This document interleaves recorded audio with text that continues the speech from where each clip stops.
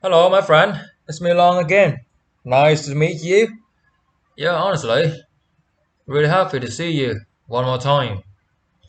Well, it was a couple of days since the last time we met, and honestly, several events has occurred. For example, my leg is now basically broken. Yeah, because I just had a motorbike accident last day, and yeah, my traffic in my country is kind of crazy. And of course, we have rules for it, but sometimes, in reality, sometimes reality just doesn't match the theoretical thing you learn on a lesson on the class. Well, it doesn't matter because I have good news.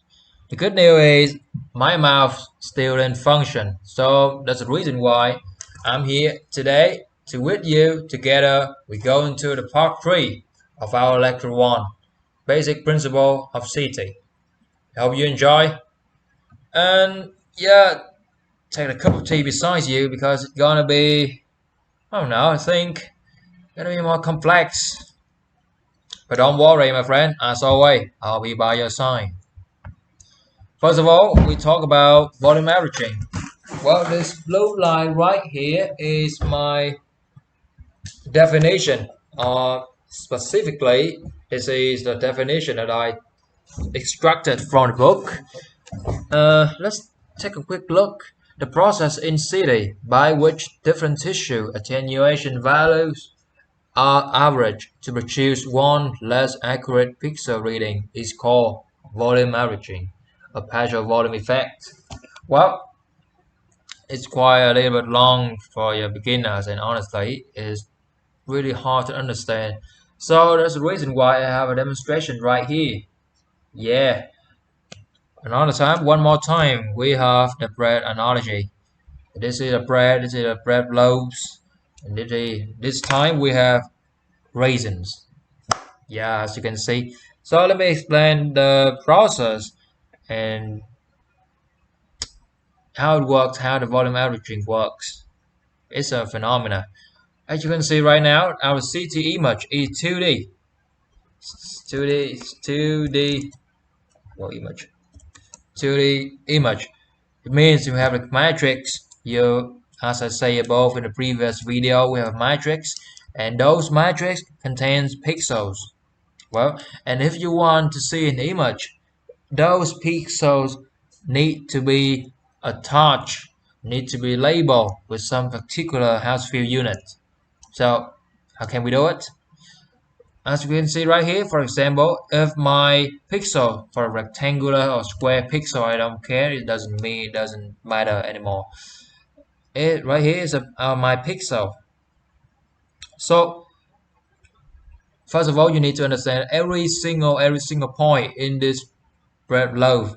This bread loaf is comparable to the CD slices, and every single point in this bread loaf has their particular house field unit. You can say that we have linear attenuation coefficient. Well, and in this area contains this area y portion. Yeah, and how can we know the house field units of this pixel, this area? Well, we use all of the house field unit from all of the point in this area. Then we average it. And finally, ultimately, we have the house field unit of this pixel. So just like I wrote here, house field unit of a pixel is the average of all data in that pixel. So the main point is the volume averaging right here is not a definition. The main point is its effect on the image quality. So that's the reason why we need to go to the next slices. Well, here I got a second demonstration of the effect of volume averaging phenomena on the image quality. But first of all, we need to, oh, I'm sorry, let's take it black.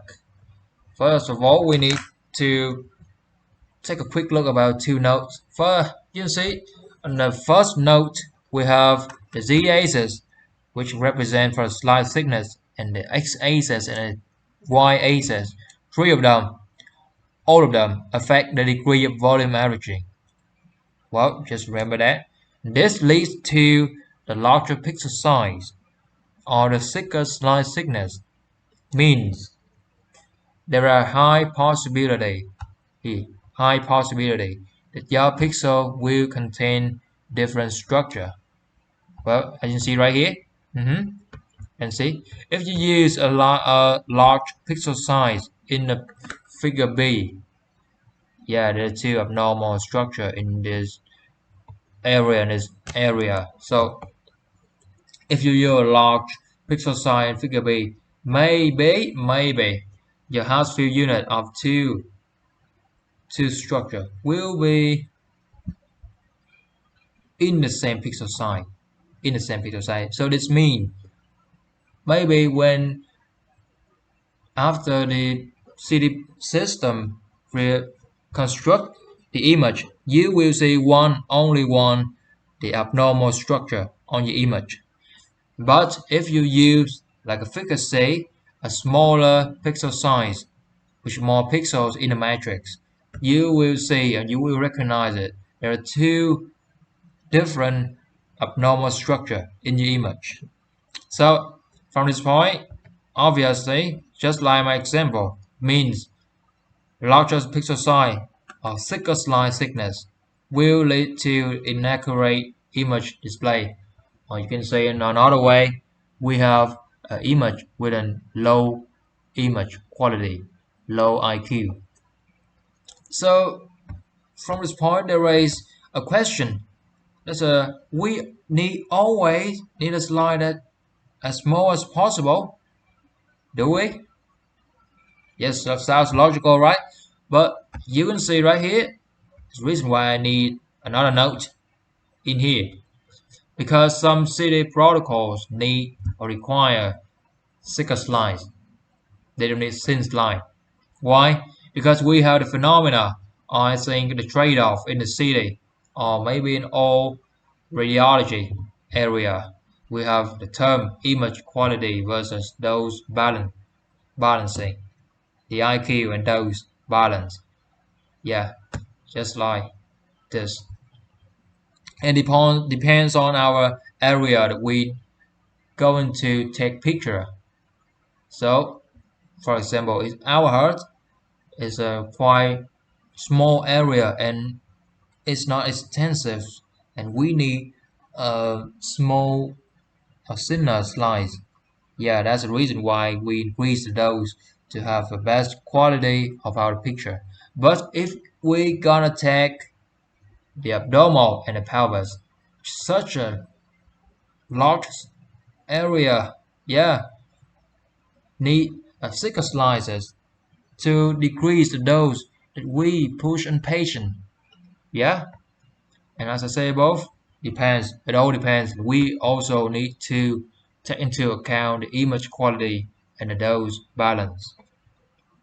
Or that's volume averaging and the thing that related to this topic. And we will discuss later in detail in another lesson session you want to. And we're going to the raw data and image data in CT. Well, it's kind of may confuse you sometimes, right? So let's first have a quick look about CD process. First of all, we have CD acquisition, and then after the remaining X-ray beam meet the radiation detector, we have a raw data has been acquired. And after that, if you want to see the image, the computer reconstruct the raw data and give you the image data. Or in another way, the image which is used to create the image, the real image we see. So the point is, what is the difference between raw data and image data, and how it affects on our protocol, our way we work. So as you can see right now, the raw data is just a data that we data from the projection of the X-ray beam. into a detector and acquired by the computer.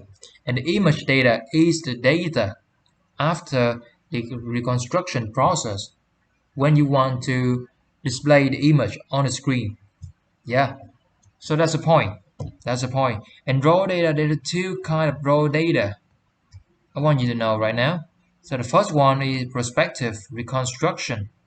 The raw data, no, I'm sorry, there are two kind of reconstruction with raw data.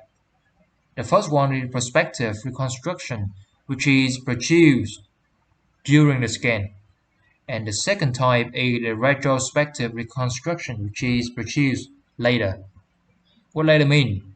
Later just means that you can use it later, after the scan, anytime you want to. It's later, retrospective reconstruction. And how the raw data and image data affect on your in the way you run the city. Yeah, I have maybe later in our preceding session I will talk about it more detail, but let me show you a common example about it. So we have a zoom in action. So if you have an image right here and you want to look it more clearly, so you want to zoom in, means you want to zoom in. But there are two kind of zoom in, two kind of zoom. Well, let me take it. The first one is use image data, zoom in. The first one is use image data, means you keep the same, and simply uh, zoom in. Yeah. And if you use raw data, what is the difference? Raw data means, my friend, this is important, means you change the pixel size. Do you get it?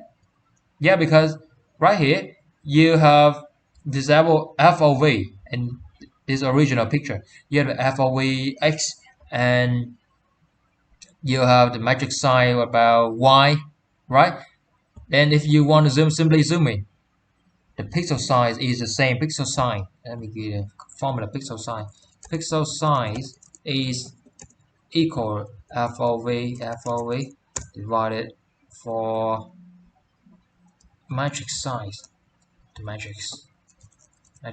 Okay, but if you use the raw data, you change the pixel size because the FOV change is changed, right?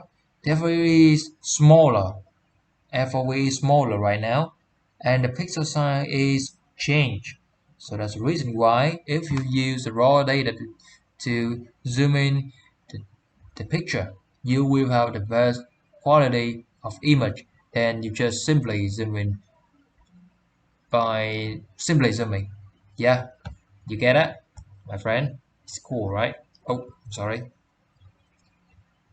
Well, the last section I want to talk about is the scan modes in the city. And I want to know here right now the structure of the my lecture, my video is just based on the books. I think this book was written in a long time, very long time ago. So some structure in this book quite think, oh, let me explain you why. Well, we have three kind of scan mode. First of all, we have the step and shoot scanning. What is it? The step and shoot scanning is just a if you want to scan, if you want to continue scan, you have to stop. You have to and you have to go to the next area you want to scan. Yeah, because in the old generation of city doesn't allow you specifically doesn't allow the tube rotate continually. Yeah, because a cable. Yeah, because the cable doesn't allow it. So we need to step and shoot. For example, I think I need a demonstration more detail about it for you.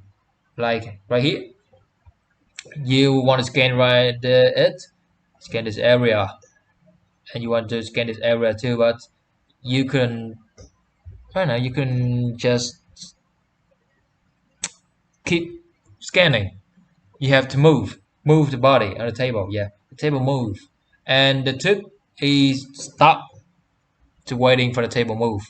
And that's the reason why they call it step and shoot. But there is another note that you need to see right here is the tip rotates just in an older system. I mean, I think in this era of city, modern city doesn't have this characteristic anymore. But it's good to know about history, right? The tip rotates inversely, inversely, right? Think about it, inversely, inversely.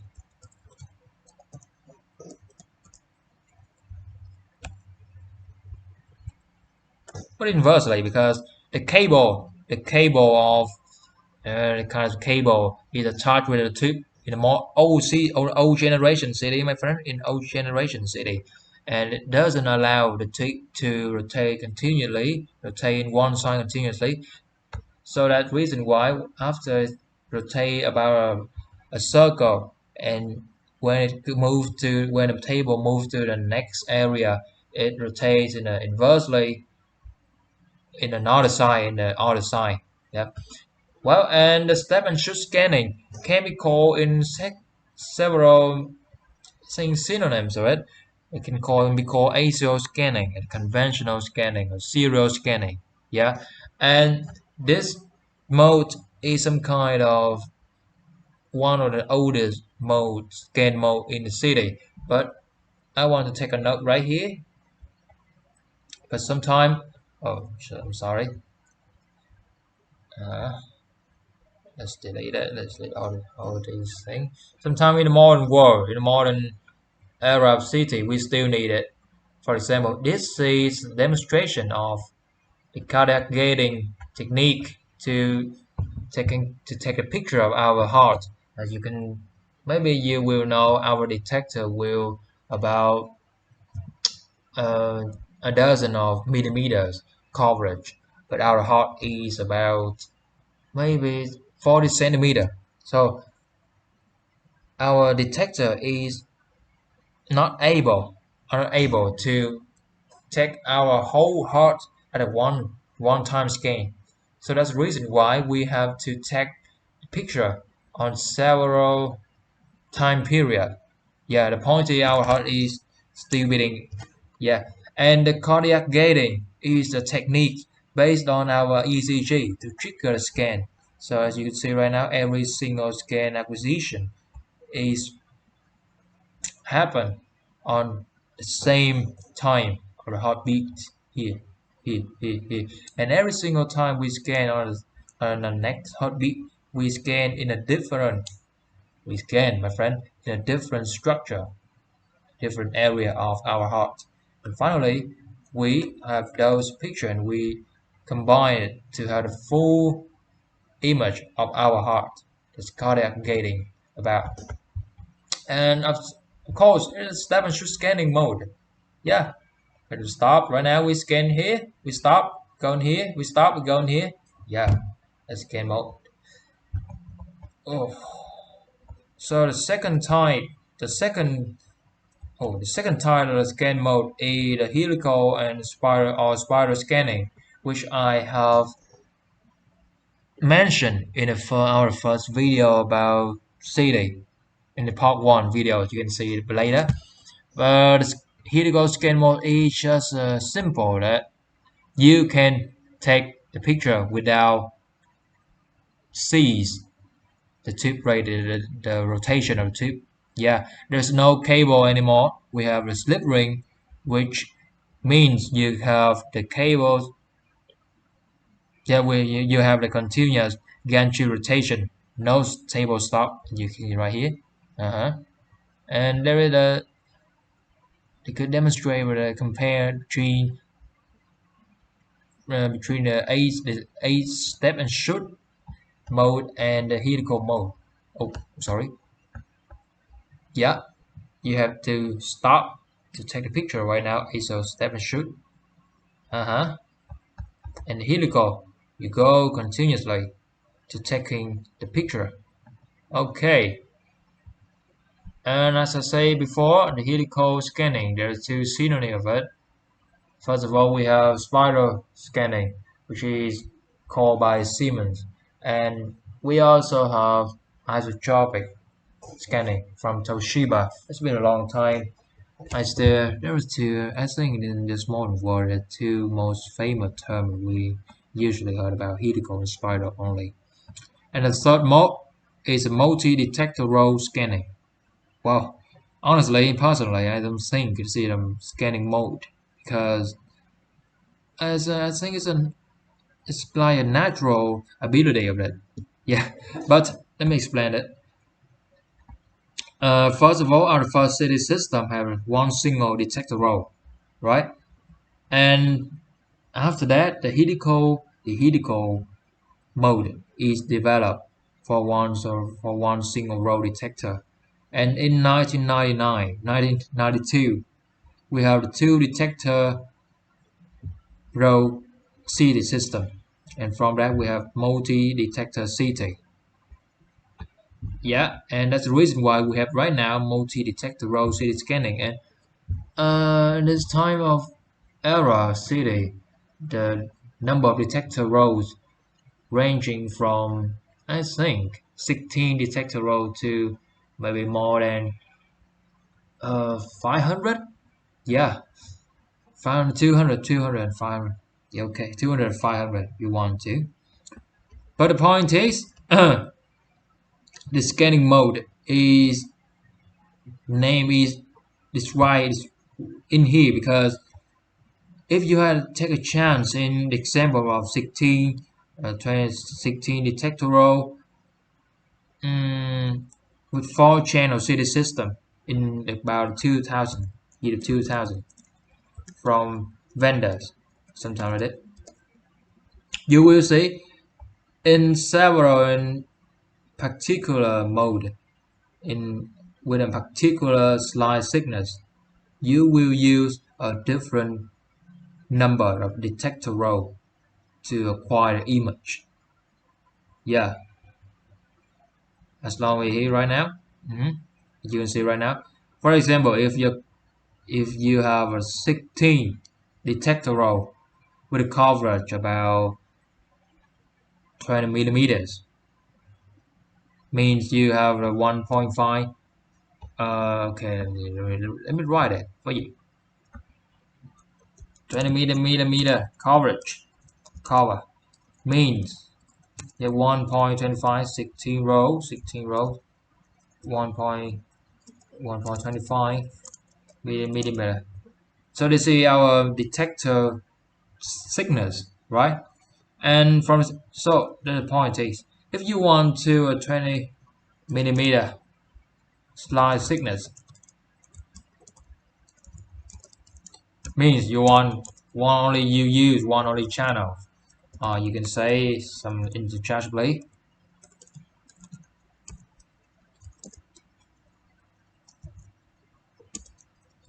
Oh, wait for it a minute. Check it out.